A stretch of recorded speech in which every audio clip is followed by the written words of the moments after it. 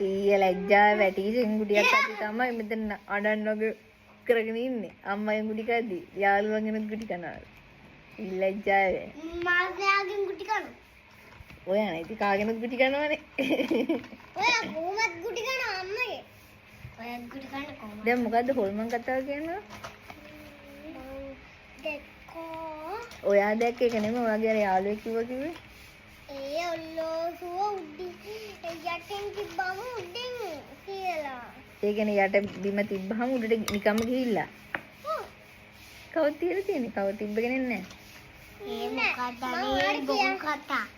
ඒක නේ කොහොමද යන්නේ මේ බිම තිබ්බොල්ලොස් උඩට යන්නේ කොහොමද? එහෙමයි. මම උඩට නැගලා තිබ්බර වාට උඩට ගිහිනවක්වත් නැහැ. ටීචර්. එන වලද හොල්මන් නැහැ. ටීචර්. අපේ ගෙදර නෑ අපේ ගෙදර වදිනෝන්. මම දැක්ක එක දවසක් කීනේ අකුනේ භයානකයි හුනේ.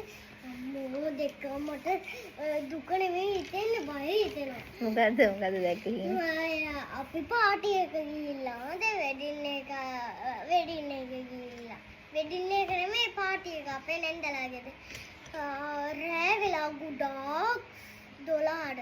හොඳේ අපි වෙන්නේ හිමින් යන පාරට. ගිල්ල ටට්ටු 10ක විතර ගියක් තිබ්බා. තොට්ටු 10ක ෆ්ලැට් එකක්ද? ඊට පස්සේ මේ කරුවලේ වටේම ලයින් ඉවල නංගි මායි හොඳේ ඔව් ඊට පස්සේ මම බයලා උදේට විතර බැලුවා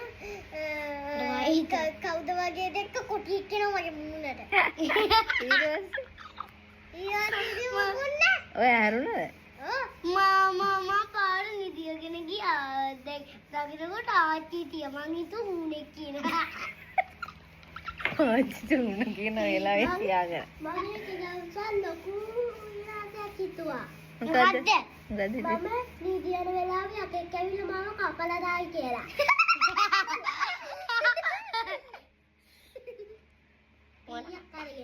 ඔයා දැක්කද ඉන්නේ? නෑ. ඇඟද